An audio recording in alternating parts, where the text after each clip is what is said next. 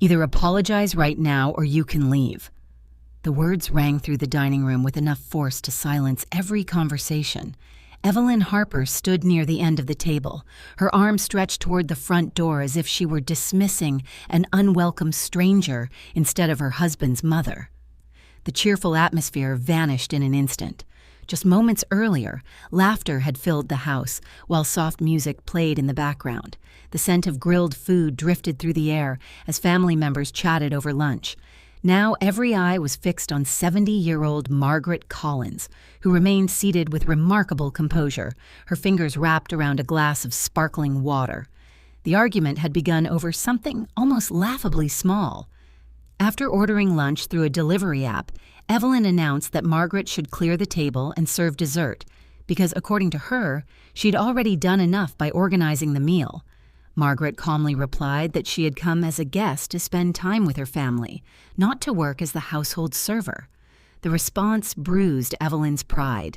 Before Margaret could say another word, Evelyn's mother added a cutting remark, claiming that Margaret had always been an impossible mother-in-law who never appreciated anyone else's efforts. Margaret refused to argue. She simply took another sip of water and remained silent. That silence infuriated Evelyn far more than any insult ever could. Across the table sat Margaret's only son, Ryan Collins. He stared at his dinner plate, absent-mindedly moving his fork from one side to the other without taking a bite. Margaret waited for him to speak. She expected him to defend her, or at least ask everyone to calm down. Instead, he lowered his eyes. He said nothing. His silence hurt far more than Evelyn's harsh words. Ever since Ryan married Evelyn 6 years earlier, he had mastered the art of avoiding confrontation. Whenever disagreements arose, he convinced himself that staying quiet was the easiest way to keep peace in the family. To Margaret, however, silence had become another form of betrayal. Evelyn folded her arms and waited confidently. She expected Margaret to apologize, just as she always had in the past. After all, Margaret feared losing precious time with her son and grandchildren. Evelyn believed that fear guaranteed obedience. This time she was wrong. Margaret rose slowly from her chair. She straightened the wrinkles in her cream-colored trousers, picked up her handbag, and looked around the room. No tears, no raised voice, no dramatic speech, only complete calm. "I hope the rest of you enjoy your afternoon," she said politely. Without waiting for a response, she walked toward the front door. Behind her, she heard Evelyn release a satisfied laugh, convinced she had won another battle. She fully expected Margaret to call within a day or two, apologize, and pretend nothing had happened. Margaret closed the front door gently behind her. For the first time in years, she felt something she could hardly describe. Not sadness, not anger, clarity. The following morning, sunlight streamed through the windows of Margaret's cozy condominium. She watered the collection of plants lining her kitchen window before brewing a cup of black coffee. Her phone remained silent. No call from Ryan, no message asking whether she had arrived home safely. She wasn't surprised. Most likely, Evelyn had already convinced him that his mother had ruined the family gathering. As Margaret sat at the breakfast counter, she looked honestly at the life she had been living. 5 years earlier, after losing her husband, she had promised herself that she would always help Ryan whenever he needed support. That promise slowly became an endless financial commitment. She had contributed nearly $60,000 toward the down payment on Ryan's beautiful home. Every month, she quietly paid for her grandchildren's expensive private school tuition. She even covered several household expenses whenever unexpected bills appeared. Ryan earned a respectable salary, but he and Evelyn lived well beyond their means. Instead of adjusting their lifestyle, they relied on Margaret's generosity to fill every financial gap. The painful truth settled heavily in her heart. She hadn't been treated like family. She'd been treated like a dependable source of money. Opening her laptop, Margaret ignored the temptation to write an emotional message demanding respect.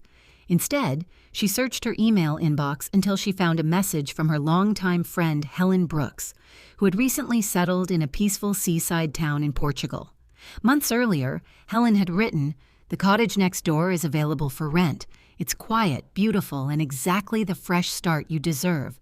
Stop sacrificing your happiness for people who don't appreciate it." At the time, Margaret had dismissed the suggestion. She believed staying close to Ryan was her responsibility. Now the words carried an entirely different meaning. Without allowing herself time to overthink, Margaret reached for her phone and dialed Helen's international number. Helen answered almost immediately. "I've been hoping you'd call," she said warmly. Margaret smiled for the first time in days. "Tell me," she asked softly, "is that little cottage still available?" There was a brief pause. Then Helen laughed. "I had a feeling you'd finally choose yourself." Margaret looked out the window toward the bright morning sky. For the first time in years, she realized her future no longer depended on anyone else's approval. Helen's laughter lingered in Margaret Collins' ears long after the call had ended. For the first time in years, the future felt open instead of frightening. She wasn't running away from her problems. She was walking toward a life she had postponed for far too long. The next morning, Margaret visited the neighborhood bank she had trusted for decades. The branch manager, Daniel Foster, greeted her warmly and invited her into his office. "What can I do for you today, Mrs. Collins?" he asked. Margaret placed her identification on the desk and spoke with quiet confidence. "I'd like to transfer most of the money from my joint account into my personal account. I'd also like to cancel every automatic payment connected to that account." Daniel looked up from his computer with a hint of surprise. "That includes your grandson's school tuition and the monthly lease payment for Ryan's SUV, he said carefully. "Are you certain?" Margaret nodded without hesitation. "I'm completely certain." Within half an hour, everything had been completed. She wasn't taking anyone else's money.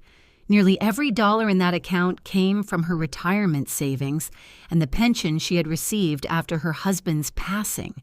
Legally and morally, the money belonged to her. As she stepped outside the bank, the warm sunshine felt strangely comforting. Her phone buzzed. "Ryan," she opened the message. "Mom, Evelyn is still upset about Sunday. She thinks you overreacted. Could you just call her and smooth things over? I hate being stuck in the middle." Margaret read the text twice. Not once had he asked how she was feeling. Not once had he apologized for remaining silent while his wife humiliated her. He simply wanted the argument to disappear so his own life would become easier. Margaret locked her phone without replying. She had more important things to do. Over the next several days, she quietly began dismantling the life she had built over the past 20 years. Furniture she no longer needed was sold to a local antique dealer. Several boxes of clothing were donated to a women's charity. Family photographs, important documents, treasured books, and a handful of keepsakes from her late husband were carefully packed into 3 suitcases. Everything else could stay behind. The more she packed, the lighter she felt. By Thursday afternoon, her condominium looked almost empty. A young married couple from her community book club had been searching for a place to rent nearby.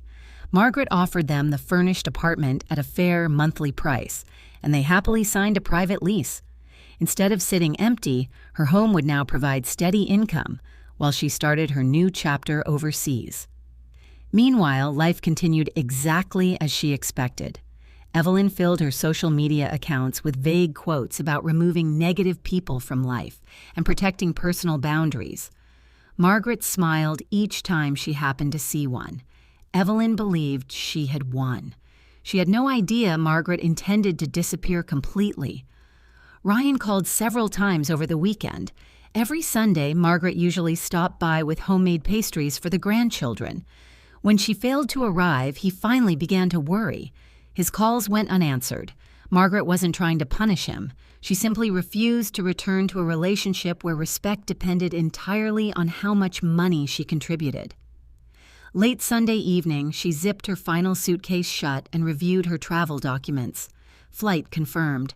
Passport packed. Rental agreement signed. Everything was ready. Early Monday morning, before leaving for the airport, Margaret made one final stop. She took a taxi to Ryan's house. She knew both Ryan and Evelyn would already be gone for work. Using the emergency spare key they had given her years earlier, she quietly unlocked the front door. The house looked exactly as she remembered. Children's toys covered the living room floor. Laundry overflowed from baskets. Dirty dishes crowded the kitchen sink. For years, she would have automatically rolled up her sleeves and started cleaning. This morning, she walked past everything. She entered the kitchen, removed the spare key from her keyring, and placed it carefully in the center of the marble countertop. Beside it, she left a single yellow note. "Here is your key. Take care of yourselves. Margaret." No accusations, no emotional farewell, no explanation. As she turned to leave, her eyes landed on a familiar glass casserole dish sitting inside the pantry. It belonged to her. Weeks earlier, she had brought over homemade baked pasta for the family, and Evelyn had never bothered returning the dish. Margaret smiled softly, slipped it into her canvas bag, and walked toward the front door. When it closed behind her, the sound echoed with quiet finality. She climbed into the waiting taxi. "Airport?" the driver asked. Margaret looked back one last time at the house she had helped make possible. Then she smiled. "Yes," she replied, "and there's no need to hurry." For the first time in years, she wasn't leaving something behind. She was finally moving toward a life that truly belonged to her. The flight to Portugal lasted several hours, but Margaret Collins didn't mind. For the first time in more than a decade, she traveled without worrying about someone else's problems. She leaned back in her seat, read an entire novel, enjoyed a warm meal, and even accepted a complimentary glass of wine. There were no anxious thoughts about paying bills, babysitting grandchildren, or rescuing Ryan and Evelyn from another financial emergency. When the plane finally landed, the morning sun bathed the city in golden light. The red-tiled rooftops stretched toward the sparkling Atlantic Ocean, creating a view that instantly made Margaret feel at peace. Waiting outside the arrivals terminal was Helen Brooks. The two women embraced tightly, laughing as though they had only been apart for a few days instead of several years.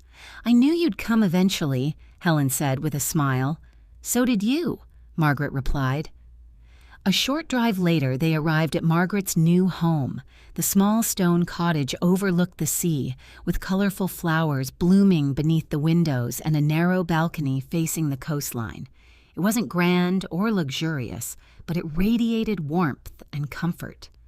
Margaret unpacked slowly, placing framed family photographs on the mantel and arranging her favorite books on the shelves. Every corner of the cottage felt peaceful. That evening, Helen took her to a cozy seafood restaurant overlooking the harbor. As fishing boats gently rocked against the docks, the two friends enjoyed fresh grilled fish, warm bread, and local wine.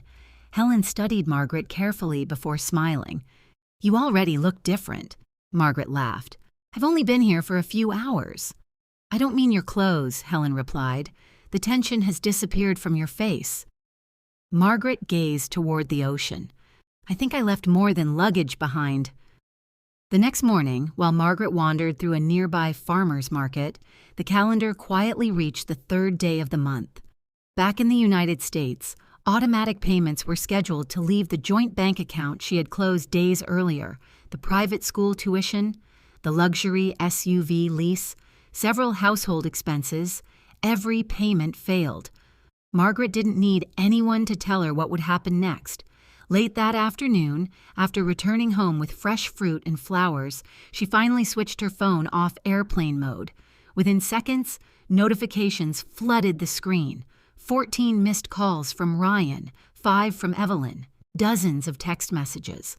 Margaret sat on her balcony overlooking the sea before opening Ryan's messages one by one. The first was confused. "Mom, where are you? I stopped by your condo and another couple is living there. Please call me." The second sounded worried. "The bank rejected the SUV payment. The school says tuition didn't go through. Something is seriously wrong." The third carried frustration. "Evelyn is furious. The cleaning service left because we couldn't pay them. Why would you do this?" The final voicemail was filled with panic. Ryan accused her of abandoning the family without warning. He insisted she had overreacted because of one unpleasant afternoon. According to him, everything could have been solved with a simple conversation. Margaret quietly placed the phone on the table beside her untouched cup of tea. For years, she had solved every financial crisis before anyone else even noticed it. Now they were finally experiencing life without her constant support. She felt no satisfaction watching them struggle. Neither did she feel guilt. Consequences were not revenge. They were simply the natural result of living beyond one's means. Several hours later, as the evening breeze drifted in from the Atlantic, Margaret decided it was time to return Ryan's call. He answered before the first ring had finished. "Mom, where are you?" he demanded. "The bank rejected everything. The school payment bounced, my car payment failed, and Evelyn doesn't understand what's happening." Margaret waited patiently until he stopped talking. Then she answered calmly, "I'm in Portugal." Silence. Ryan spoke again, almost whispering. "Portugal? Yes." "When are you coming home?" "I'm not." Another long silence followed. Ryan sounded completely stunned. "What do you mean you're not coming back? The children could lose their places at school. We need that money." Margaret looked out at the endless blue water stretching toward the horizon. "Ryan," she said gently, "those bills were never mine. They belonged to you and your family. I simply paid them because I loved you. But you've always helped us." "I know," Margaret answered, "and perhaps I helped for too long." Ryan's breathing became heavier. "You can't leave us like this." "I didn't leave you," she replied. "I simply stopped living your life for you." He tried to argue, reminding her that families were supposed to support one another. Margaret interrupted softly. "Support should never become dependence. You're nearly 40 years old. It's time to build a life you can afford without relying on mine." She paused before adding one final sentence. "I left your house key on the kitchen counter. Please don't ask me for money again." With that, Margaret ended the call. She placed her phone aside and watched the sun slowly disappear beneath the ocean horizon. For the first time in many years, she felt something priceless: freedom. Not because she had escaped her family, but because she had finally chosen herself.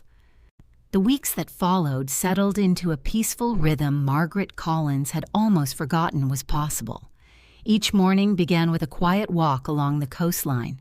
The salty breeze carried the scent of the sea as fishing boats drifted across the calm water. Instead of waking to frantic phone calls or endless requests for favors, she spent her mornings sipping coffee on her balcony while listening to the waves. She enrolled in a watercolor painting class, something she had dreamed about for years, but had always postponed because someone else needed her time. On weekends, Helen introduced her to local cafes, open-air markets, and historic villages tucked along Portugal's breathtaking coastline. For the first time since losing her husband, Margaret felt truly alive. Meanwhile, life back in the United States was changing in ways Ryan and Evelyn had never expected. Without Margaret's financial support, they were forced to face the reality they had ignored for years. The luxury SUV was returned after they could no longer keep up with the lease payments. Ryan purchased a reliable used sedan instead. It wasn't glamorous, but it fit their budget. The expensive private academy informed them that the children's enrollment could not continue unless the overdue tuition was paid. Reluctantly, Ryan transferred both children to a nearby public school. To everyone's surprise, the children adjusted quickly. They made new friends, enjoyed their classes, and seemed just as happy as before. The biggest adjustment came at home. Without extra money to hire weekly cleaners, Evelyn found herself doing the housework she had always expected someone else to handle. Laundry piled up. The dishes no longer disappeared overnight. The spotless house she had proudly displayed on social media suddenly required genuine effort to maintain. Arguments became frequent. Several relatives called Margaret after hearing bits and pieces of the story. Some spoke kindly. Others questioned her decision. "Family should always help family," one cousin insisted during a phone call. Margaret answered politely, "I have helped my family for years. Now I'm helping them learn to stand on their own." There was little anyone could say after that. Her boundaries were clear. Months passed peacefully. Whenever guilt tried to creep into her thoughts, Margaret reminded herself of that Sunday afternoon. She remembered Evelyn pointing toward the front door. She remembered Ryan lowering his eyes instead of defending her. Most of all, she remembered how invisible she had felt in the very home she had helped pay for. Those memories strengthened her resolve. Instead of financing someone else's lifestyle, Margaret began investing in herself. She took a scenic train journey through the countryside. She bought a warm wool coat she had admired for months. She attended concerts in small seaside towns and explored museums she had always wanted to visit. Every purchase reminded her of something important. Her money represented decades of hard work shared with her late husband. It deserved to improve her own life, not support people who viewed her generosity as an obligation. Nearly 6 months after arriving in Portugal, Margaret's phone rang one quiet afternoon. Ryan, she hesitated before answering. His voice sounded different. There was no anger, no frustration, only exhaustion. After exchanging a few minutes of casual conversation about the weather and Margaret's new home, Ryan finally spoke from the heart. "Mom, I owe you an apology." Margaret remained silent, allowing him to continue. "I should have defended you that day. I should have stopped Evelyn before things went that far. Instead, I stayed quiet because I thought avoiding conflict would keep everyone happy." He paused. It didn't. Margaret closed her eyes. Listening was easier than speaking. Ryan continued. "I also took everything you did for us for granted. I never realized how much we depended on you until you were gone. These past months have been difficult, but they've taught me lessons I should have learned years ago." A gentle smile appeared on Margaret's face. It wasn't the apology she had expected. It was better. It sounded sincere. "I appreciate you saying that," she replied softly. There was another brief silence. Then Ryan spoke again. "The children miss you every day. I miss them too. We were hoping," Ryan said carefully, "that maybe we could visit you this summer." Margaret looked through her window at the sparkling blue ocean. She wanted to see her grandchildren more than anything. "I'd love that," she answered warmly. "There's a wonderful family resort only a few streets from my cottage. I'll send you the details so you can reserve a room." Ryan hesitated. "There is one more thing." Margaret already knew what he was about to ask. "Can Evelyn come too?" Margaret took a slow breath before answering. "Not yet." Her voice remained calm. "There are some wounds that need more time to heal. I'm happy to welcome you and the children, but I'm not ready to share my home with Evelyn." Ryan sighed quietly. This time he didn't argue. "I understand." After saying goodbye, Margaret placed her phone on the table and stepped onto her balcony. The ocean stretched endlessly before her. For the first time in many years, she understood that forgiveness and boundaries could exist together. She wished her son happiness, but she would never again sacrifice her own peace to create it. Summer arrived with bright skies, warm sunshine, and a gentle ocean breeze that drifted through Margaret Collins' little cottage every morning. The flowers on her balcony were in full bloom, and the sound of seagulls had become as familiar as the ticking of the clock in her living room. Life had settled into a peaceful routine. Every day reminded her that choosing herself had not been selfish, it had been necessary. One afternoon, an email appeared in her inbox from Ryan. Attached were the flight confirmations and hotel reservation for him and the children. As promised, they had booked rooms at the family resort a few blocks away instead of expecting to stay in Margaret's home. She smiled. For the first time in years, Ryan wasn't asking for a favor. He was respecting a boundary. A week later, Margaret stood outside the resort entrance waiting for them to arrive. The moment the children spotted her, they raced across the courtyard with joyful laughter. "Grandma!" Margaret opened her arms wide, tears filling her eyes as she hugged them tightly. "I've missed you both so much." "So have we," they answered together. Ryan approached more slowly, carrying their luggage. For a brief moment, mother and son simply looked at one another. Neither of them needed grand speeches. Ryan stepped forward and embraced her. "I'm sorry," he whispered again. Margaret returned the hug. "I know." During the following week, they explored Portugal together. They wandered through colorful streets lined with historic buildings. They sampled fresh pastries from neighborhood bakeries. The children chased pigeons through old town squares, collected seashells along the beach, and begged Margaret to teach them how to paint watercolor sunsets. Each evening, Ryan walked his children back to the resort before returning to his room. Not once did he ask to stay at Margaret's cottage. Not once did he question the boundaries she had established. That quiet respect meant more than any apology ever could. One evening, while watching the sunset from a seaside cafe, Ryan finally spoke openly about the months after Margaret had left. "It was harder than I expected," he admitted. "I imagine it was." "I blamed you at first," Margaret nodded. "I know. But eventually I realized I wasn't angry because you stopped helping us. I was angry because I had built my life around expecting you to." Margaret remained silent. Ryan continued. "I never noticed how dependent we'd become. Every financial problem had one solution: you. Every emergency had one answer: you. I convinced myself that was normal. It wasn't," Margaret said gently. "I understand that now." He looked toward the ocean before speaking again. "Evelyn and I have changed a lot." Margaret listened quietly. "We sold things we couldn't afford. We created a budget. I started saving money instead of spending it. The kids are doing well in their new school. And," he added with a faint smile, "I've learned how to clean a bathroom." Margaret couldn't help laughing. "I'm proud of you." Ryan smiled for the first time that evening. "Those words mean more than you know." As the visit came to an end, the children hugged Margaret tightly before leaving for the airport. "Promise you'll come back next year." "I promise," Margaret replied. After they left, the cottage became quiet once more. Margaret stood alone on her balcony, watching the waves roll gently onto the shore. She reflected on everything that had happened during the past year.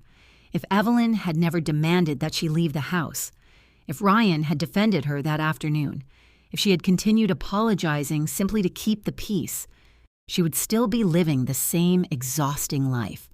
Instead, one painful moment had changed everything. She had discovered that respect cannot be purchased with money, love cannot survive without dignity, and peace is worth protecting at any cost. Margaret realized she no longer carried anger toward Evelyn. Forgiveness had slowly replaced bitterness, but forgiveness did not require forgetting, nor did it require reopening the door to someone who had never accepted responsibility for the pain they caused. Some relationships could heal only from a distance. That was enough. As the sun disappeared beneath the Atlantic horizon, Margaret smiled. For years she had believed her purpose was to solve everyone else's problems. Now she understood something far more important. Her purpose was to live her own life with courage, kindness, and self-respect. The greatest lesson she had learned was simple. Respect is never won through arguments, sacrifices, or endless generosity. It begins the moment you value yourself enough to walk away from those who repeatedly take you for granted. Helping the people you love is a beautiful act. Allowing them to depend on your kindness while denying you basic respect is not. Sometimes the bravest decision is not to fight harder for a place in someone else's life. Sometimes true freedom begins when you quietly close one door, walk toward another, and never look back. Standing on her balcony with the endless ocean before her, Margaret finally understood that happiness had never been waiting in someone else's approval. It had been waiting for her to choose herself all along, and with that choice, she gained something no amount of money could ever buy. She gained peace.